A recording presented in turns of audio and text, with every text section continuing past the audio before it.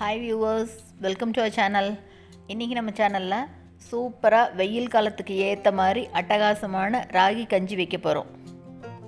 வெயில் காலத்தில் காலையில் பிரேக்ஃபாஸ்ட்டுக்கு பதிலாக இந்த கஞ்சியை வச்சு 2 டம்ளர் குடித்தோம்னா அவ்வளோ சூப்பராக இருக்கும். உடம்புக்கும் ரொம்ப ரொம்ப நல்லது. சூப்பரான இந்த ராகி கஞ்சி எப்படி பண்ணுறதுன்னு பார்க்கலாம் வாங்க. ஒரு பவுலில் 1/4 கப் அளவு ராகி மாவு சேர்த்துக்கலாம். இப்போ இது கூட 3 கப் அளவு தண்ணி சேர்த்துக்கிறேன். 1/4 கப் அளவு ராகி மாவுக்கு 3 கப் அளவு தண்ணி சேர்த்துக்கிறேன். இதை ஒரு நைட் ஃபுல்லாக அப்படியே விட்டுட்டு காலையில் தான் கஞ்சி வைக்க போகிறோம்.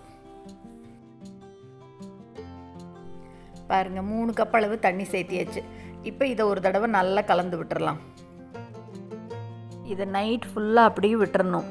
தண்ணி மட்டும் அப்படியே மேலே நிற்கும், கீழே நல்ல மாவு அப்படியே ஊறி இருக்கும்.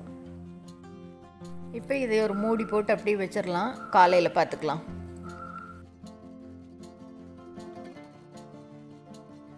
இப்போ நைட் ஊற வச்ச மாவு எப்படி இருக்குன்னு காலையில் எடுத்து பார்க்கலாம். லைட் வெளிச்சத்தினால கலர் எல்லோவாக தெரியுது. கலந்து விட்டால் சரியாயிரும் பாருங்கள்.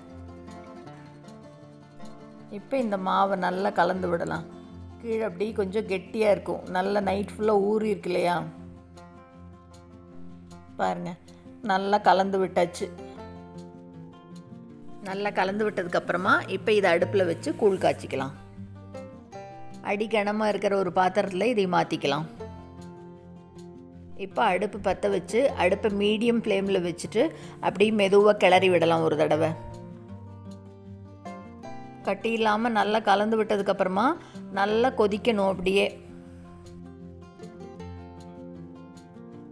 கையில் ஒட்டாமல் வரணும், அந்த அளவுக்கு நல்லா கொதிக்கணும். பாருங்கள், அப்படியே மெதுவாக கொதி வர ஆரம்பிக்குது. இப்போ மேலே அந்த நுர மாதிரி வருது இல்லையா? இதையெல்லாம் அப்படியே கொஞ்சம் எடுத்து விட்டுறலாம். நைட்டு தண்ணியில் ஊற வைக்கிறோம் இல்லையா மாவு, அதுலேயே சில சமயம் மேலே காலையில் பார்க்கும்போது அப்படியே இந்த நுர மாதிரி இருக்கும். இருந்ததுன்னா அப்போவே எடுத்து விட்டுடலாம். இல்லைன்னா இந்த மாதிரி கொதிக்கும் போதும் எடுத்து விட்டுறணும். இதையே இது ஒரு 15 நிமிஷத்துக்கு நல்லா கொதிக்கணும். அப்படியே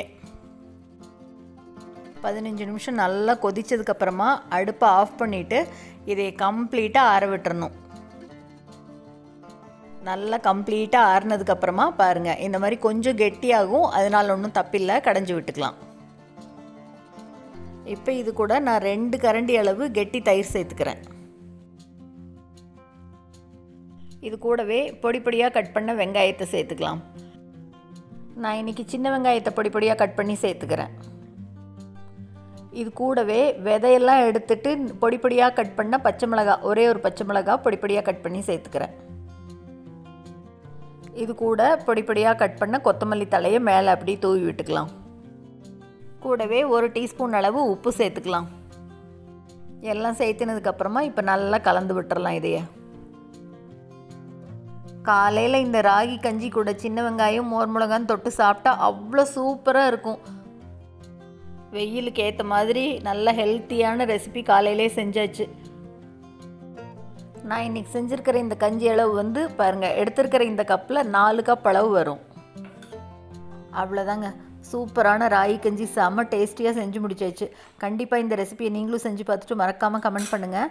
இந்த வீடியோ உங்களுக்கு பிடிச்சிருந்ததுன்னா லைக் பண்ணுங்கள், ஷேர் பண்ணுங்கள், கமெண்ட் பண்ணுங்கள். மறக்காமல் நம்ம சேனலை சப்ஸ்கிரைப் பண்ணுங்கள்.